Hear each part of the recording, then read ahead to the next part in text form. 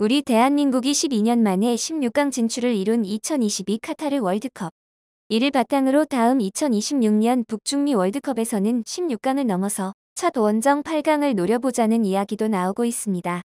특히 다음 월드컵부터는 본선 참가국이 48개국으로 늘어나는 만큼 난이도가 더 쉬워질 거라는 이야기도 있지요. 하지만 실상을 들여다보면 오히려 넋놓고 있다가는 16강도 못 갈 수 있게 되었는데요.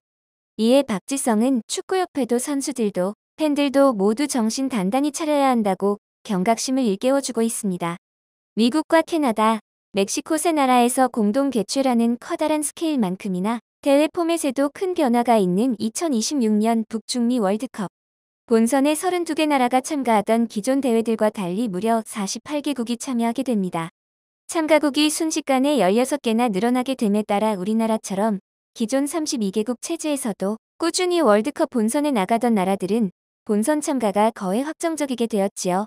이에 일각에서는 다음 월드컵은 누굴 감독으로 뽑아도 본선은 간다는 우스갯소리도 나오고 있습니다. 문제는 말 그대로 우스갯소리로 받아들여야 할 이 말을 축구협회조차 진지하게 받아들이고 있는 게 아닌가 하는 의심이 든다는 것. 이번 월드컵을 끝으로 대표팀 감독에서 물러난 파울루 벤투는 이미 월드컵 전인 9월 대한축구협회에 재계약은 불가하다고 통보했습니다. 따라서 상식적으로 월드컵 결과와 별개로 이때부터 차기 감독 선임 절차에 들어갔어야 했지요. 그러나 실상은 어떻습니까? 축구협회는 새 감독 선임 일정을 벤투 감독이 포르투갈로 떠난 13일에야 보고했고 선임 기준도 이달 내에 마련하겠다고 밝혔습니다. 이미 3달 전부터 그만두겠다고 밝혔는데 이제야 선임 기준을 마련한다. 이건 축구협회가 차기 감독 선임 문제를 안이하게 생각하고 있음을 말해줍니다. 과거 한일 월드컵 4강 신화의 주역이었던 박지성 전북 현대 테크니컬 디렉터도 이와 관련해 우려를 나타냈지요. 박지성 디렉터는 아내 김민지 아나운서의 유튜브 채널 영상을 통해 한국과 일본 등 아시아 국가들의 16강 진출에 대해 이제 예전처럼 한국이나 아시아 팀들이 16강에 가는 것이 엄청난 이변이 아니라 일어날 수 있는 일이 되어가고 있는 것 같다고 한 바 있습니다. 이에 김민지 아나운서가 이제 우리의 현실적인 목표를 16강으로 삼아도 되겠구나라고 하자 박지성 디렉터는 매번 16강을 현실적인 목표라고 해왔던 것이 이제는 좀 더 정당화가 된 느낌이라고 했는데요. 이는 바꿔 말하면 이제 우리 축구 목표를 월드컵 16강은 기본적으로 갈 수 있는 수준으로 끌어올려야 한다는 겁니다. 그렇지만 축구협회는 3달 전부터 미리 준비할 수 있었던 차기 감독 선임을 이제야 진행하는 등 정말로 그러기 위한 준비를 하고 있는지 의심스러울 지경인데요. 이러한 축구협회의 안일함을 박지성 디렉터는 이미 몇 년 전 유스전략 본부장을 맡으면서 경험한 바 있습니다.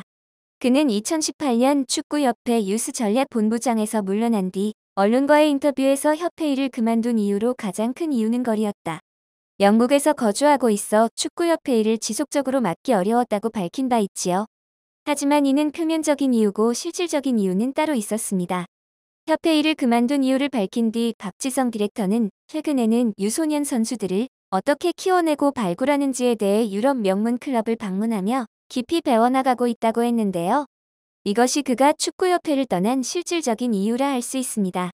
미래에 대한 철저한 준비 없이 타성에만 젖어있는 축구협회 감투만 쓰고 있느니 축구 발전에 실질적으로 도움이 될 만한 무언가를 해보겠다는 거지요. 실제로 박지성 디렉터는 작년에 과거 자신이 뛰었던 퀸즈파크 레인저스의 U16팀의 코치를 맡으면서 크리스 램지 테크니컬 디렉터에게서 지도자 교육도 받았습니다. 이때 그는 우리 언론과의 인터뷰에서 램지처럼 성인 1군 팀에 깊이 관여하는 지도자가 유소년 팀에도 관여하는 게 나에게는 매우 인상적이라면서 한국뿐 아니라 아시아 축구는 유럽과 비교해 행정적인 면에서 발전해야 할 부분이 많다. 더 발전해야 할 점들을 찾고 있다며 축구 행정 및 육성 체계에 있어 개선이 필요하다고 지적했지요.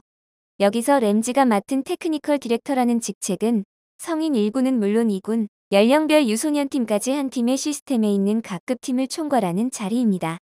즉 한 팀의 산하에 있는 선수들이 모두 조직적이고 통합적인 관리를 받으며 성장할 수 있게 하는 역할인데요. 최근 우리 K리그 팀들도 전북 현대나 수원 삼성 등 몇몇 팀에서 도입했거나 도입을 추진 중이지만 아직 우리 축구계에서는 정착되었다고 보기 어려운 직책입니다. 현재 전북 현대에서 그 테크니컬 디렉터를 맡고 있는 것이 바로 박지성. 이미 지난해부터 전북 현대의 어드바이저를 맡고 있던 그는 올해 9월부터 테크니컬 디렉터를 맡아 선수단 전체의 선수 평가와 구성을 담당하고 있습니다. 일군 전력 강화와 유스팀 시스템 방향 설정 등도 그의 업무에 속하는데요. 이군 선수 및 어린 선수 등 기존에는 출전 기회를 얻기 어려웠던 선수들을 위해 B팀을 창단하고 이들을 K4 리그에 참가하게 한 것도 박지성 디렉터입니다. 그는 자신이 유럽에서 보고 듣고 배웠던 것을 한국 축구의 근간이 되는 K리그, 그 리그의 흐름을 선도할 수 있는 전북현대라는 명문 구단에서 실천하고 있는 것이지요. 박지성 디렉터가 이렇게 구단 차원에서부터 어린 선수들의 육성에 힘을 쓰고 있는 것은 그의 말대로 월드컵 16강을 당연하고 현실적인 목표로 할 수 있게 하기 위함입니다. 이는 48개국이 본선에 참여하게 된 것과 큰 연관이 있는데요. 참가국이 대폭 증가하게 된다는 건 기존에는 아깝게 본선에 참가하지 못했던 다크호스들도 대거 참여하게 될 수 있다는 의미이기도 합니다. 더욱이 이런 나라들에서 최근 주목할 만한 선수들이 대거 등장하고 있다는 것 또한 주의해야 하는데요. 대표적인 예가 최근 유럽 축구계가 주목하는 괴물 공격수 엘링 홀란드입니다.